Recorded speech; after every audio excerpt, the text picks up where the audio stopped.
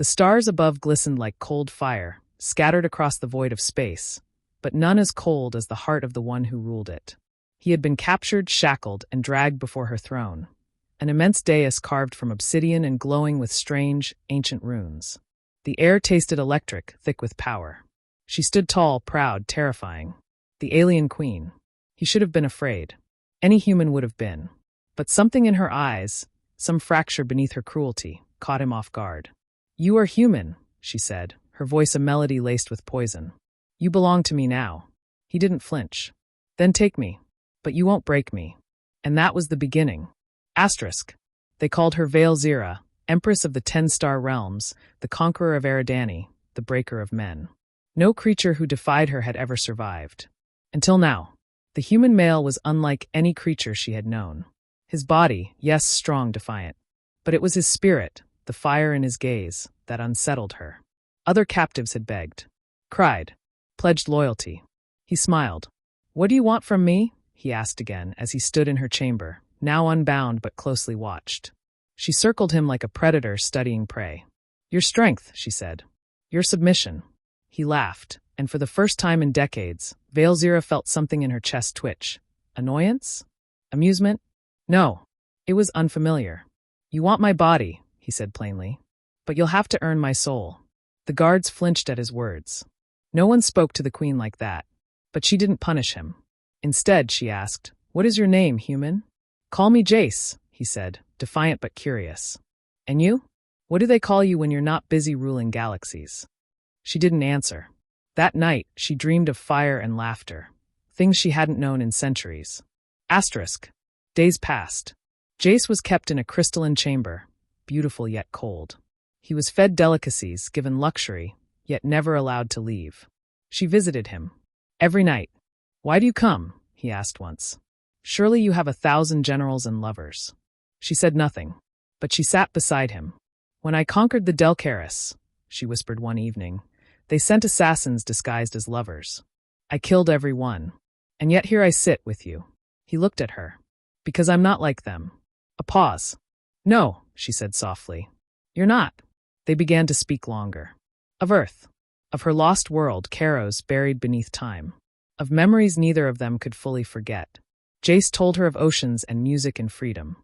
She told him of starships and betrayal, and how even an empire feels empty when you rule it alone. And one night she asked, "Why do you not fear me, Jace?" He stared at her, not the empress, not the warlord, but the woman behind the eyes. "Because I think you're more afraid than I am." Her eyes flared with anger, then softened. She stood. "You don't know what I've done," she said. "Then show me." Asterisk. She took him to the Hall of Echoes, a vast memory chamber carved into the bones of a dead planet. Images flickered around them, her past battles, executions, betrayals. Her fall. Her rise. He saw her fury. He saw her pain. When it ended, she looked at him, expecting revulsion. He stepped closer. "You are not your worst day," he said. "No one is." She turned away, but not before he saw it. A tear trailing down her silver cheek. Asterisk. That night, the queen didn't return to her own chamber. And Jace didn't sleep alone. But it was not lust that brought them together. It was the warmth of being seen. And as he touched her hand under the stars, she whispered, "I wanted your body. But now, I think, I need your heart." He looked at her, eyes full of something she hadn't known in centuries. "Then it's yours. If you dare to hold it." But outside the chamber, shadows moved. Her council had seen enough. Love was dangerous. The Empress was compromised. And soon they would come for him. To be continued in Part 2. The morning came cloaked in tension. Jace awoke to find the crystalline chamber surrounded by royal guards. Not the silent kind who merely watched, but soldiers with weapons drawn, eyes hard. The warmth of the night before, the fragile thread woven between him and the queen, was gone. "What is this?" he demanded, stepping forward. One guard stepped aside, revealing the queen's chief advisor, High Chancellor Tyrix, a four-armed tactician whose loyalty to the Empire was unshakable. "You have weakened her," Tyrix hissed. "She dreams. She hesitates. She bleeds. Because of you." Jace didn't flinch. "Maybe that's what makes her strong." Tyrix narrowed his eyes. "Not in war. Not in our world. You will be judged." Jace was bound again, this time with chains forged from stardust and willstone. He was dragged through the citadel's halls, not as a guest, but as a threat. In the great tribunal, 1,000 voices echoed above stone balconies. Nobles, commanders, ancient houses of power. All had come to see the human who dared touch their queen. Veilzira sat on her throne, expression unreadable. Gone was the softness in her eyes. Gone, too, was the closeness they had shared beneath the stars. She wore her war regalia, blades folded into her gown, her crown glowing with firelight. Jace looked at her, not as an empress, but as the woman who had once whispered her fears to him in the dark. "Say something," he called out, even as his arms were held tight. She didn't move. Chancellor Tyrix stepped forward. "The human has seduced the queen, made her vulnerable. This is treason. This is rot. He must be executed." A wave of cold swept the room. Jace swallowed the knot in his throat. "You don't have to do this," he said softly. "Not to me. Not to yourself." And then her voice rang out, clear, commanding. "Enough!" Gasps filled the hall. She rose, slow as rising flame. Her gaze fell on the crowd, not on him. "I have ruled with fire and steel," she said. "But I have also ruled in fear. I have waged wars across galaxies, destroyed cities, and taken lives. Yet never once have I been asked what I feel." She turned to face Jace. "Until now," Tyrix barked, "he is clouding your mind, my queen. He is a weakness." "No," she said coldly. "He is the first truth I have known in years." The hall broke into chaos, shouts of betrayal, oaths of rebellion, fury echoing through pillars of power. She raised her hand, and silence snapped into place. "Anyone who lifts a hand against him," she said with deadly calm, "lifts it against me." But power had shifted. In the shadows, dissent festered. That night, Jace was freed and brought to her private chamber. But he saw the weight on her shoulders, the cost of her defiance. "They will not forget," he said, sitting beside her. "No," she whispered, "but I will not regret." They shared a moment, not as ruler and prisoner, but as two souls caught in a storm too big for either to tame. Jace touched her hand gently. "We still have time. We can run. We can disappear." She smiled sadly. "I cannot run. I was born into this fire. But you still can." He shook his head. "I've already chosen." A sharp crack shattered the stillness. The chamber door exploded inward. Rebels, loyal to the old guard, stormed in with plasma blades and war chants. Veilzira threw up a shield of energy, standing in front of Jace. "Go," she screamed. But he didn't move. Together they fought. Jace wielded an alien glaive he'd taken from a fallen guard. Veilzira fought like a storm unchained, her eyes glowing with fury and heartbreak. The battle raged, blood on crystal, fire in the air. When it ended, 10 bodies lay still. Jace was bleeding. A long gash burned across his ribs. She knelt beside him, trembling. "You should have run." He touched her cheek. "I told you. I'm already yours." She helped him to his feet, eyes glistening. "Then we must flee. Just for a while. Just to breathe."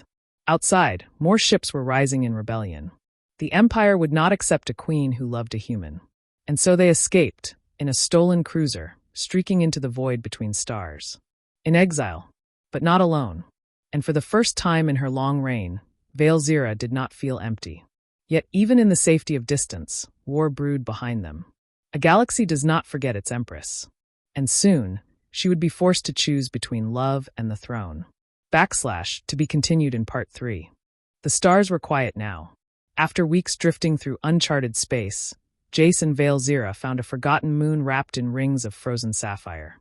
It was a place untouched by war, unknown to empires, a world of silence and second chances. They built no palace. They needed none. Their shelter was simple, a hollowed cavern warmed by thermal vents, where wild vines glowed in the dark and the sky shimmered with auroras. Every night she lay beside him, not as a queen, but as a woman finally unburdened. And yet, she could not forget the stars she once ruled. "I never meant to rule alone," she said one evening, tracing the scar on his chest with her fingers. Jace smiled faintly. "You're not alone anymore. But how long can we hide?" He didn't answer, because they both knew the truth. The galaxy had not stopped spinning. Word of her absence had spread like fire. The Empire fractured. Civil war erupted. Veilzira's name, once feared, was now used as a rallying cry by both sides. Some saw her as a traitor, others a lost savior. And then the message came. An old ally, one of her few remaining loyalists, sent a coded signal. Her people were dying. The old guard had seized control. The rebellion had crowned a puppet king. They need you, Jace said, eyes solemn. She shook her head. No, they need the tyrant I used to be. The woman I tried to leave behind. No, he said. They need the one you've become. The woman who learned to feel. To hope. To love. She looked at him, broken and brave. But if I go back, I may lose you. He held her close. If you don't go back, you'll lose yourself. Asterisk. And so she returned. Not with an army, but with truth. They landed unannounced in the heart of the empire.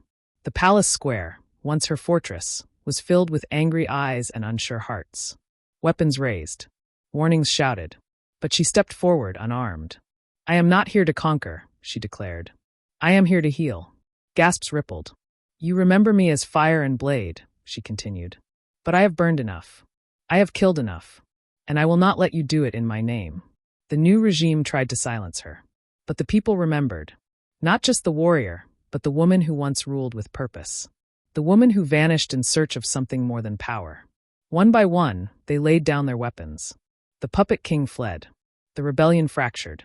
And for the first time in a generation, the stars held peace. Asterisk. She did not reclaim the throne.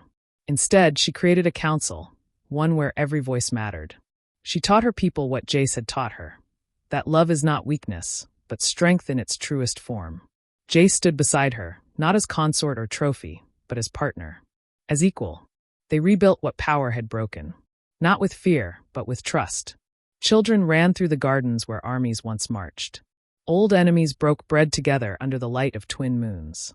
And at night she would still whisper to him, You gave me more than your heart. You gave me my own. Asterisk. Years passed. Legends changed. They said the queen who once ruled 10 star systems laid down her crown for love. That a human taught her to feel. That galaxies can change not with war, but with one honest connection. And when Veilzira passed, a monument was built, not of steel, but of living light. A tree that grew on the very moon where she first learned to dream again. Jace returned there, one last time. He sat beneath the glowing branches and whispered, You weren't born to destroy. You were born to heal. And you did. A soft breeze rustled the leaves, and in it, he heard her voice one last time. Thank you for loving me, even when I couldn't love myself. He smiled, tears falling freely. Because the galaxy was quiet now. And in its silence, it remembered her not as the breaker of men, but as the queen who chose love. Moral of the story asterisk. True power is not found in domination, but in vulnerability. To choose love over fear is the greatest act of courage. Sometimes the heart of a single person can change the destiny of entire galaxies.